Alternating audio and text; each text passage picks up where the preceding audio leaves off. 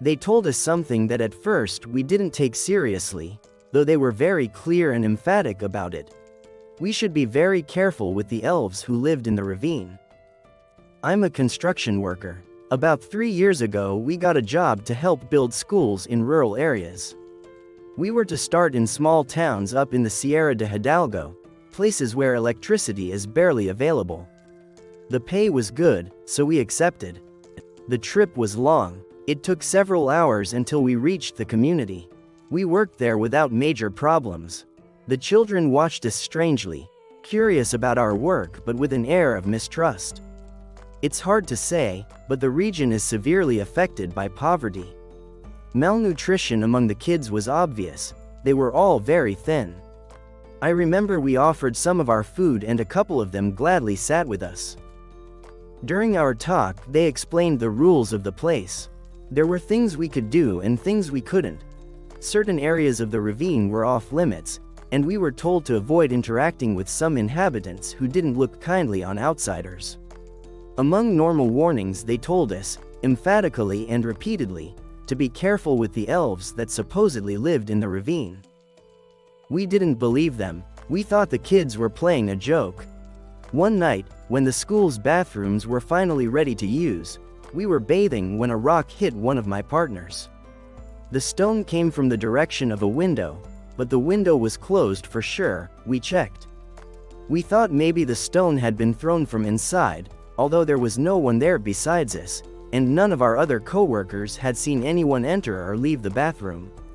It was late. It didn't make sense for any of the children to be playing nearby.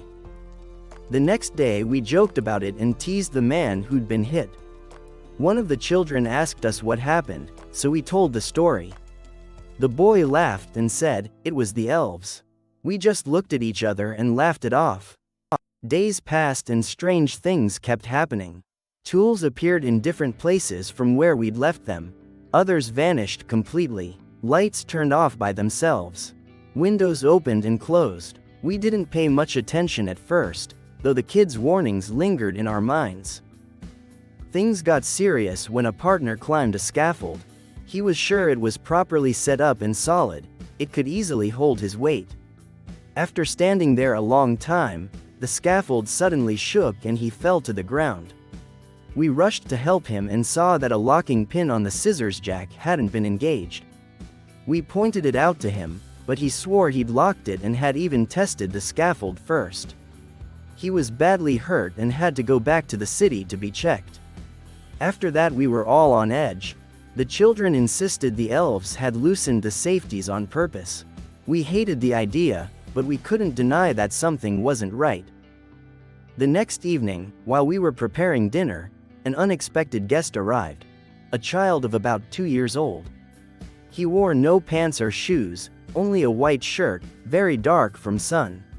His eyes were large and black, his skin dark. He looked very tender, almost helpless. We asked his name but he didn't answer. He just watched us. We offered him food and he nodded, took a little, and sat silently.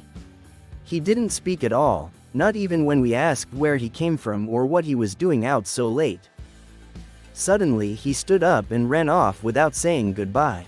What happened next terrified us. Along the fence that surrounds the school, some sections had bars separated by about 15 centimeters. The boy crossed that fence without effort, squeezing right through between the bars without turning his body or contorting, right in front of us. It was totally impossible. It looked like he passed through them as if his body weren't solid. We checked the fence. There was no opening, nothing to explain how he had appeared inside if the entrance had been closed. No one had seen him come in. One moment he wasn't there, the next he was sitting with us. After that incident, the paranormal activity stopped. I don't know how, but the children found out about everything. Maybe one of us told a friend. They assured us the little one who had appeared was one of the goblins, that he had taken the form of a child to approach us and learn our intentions. Because we treated him kindly, he stopped doing mischief. This is one of the many things that have happened to me in my work.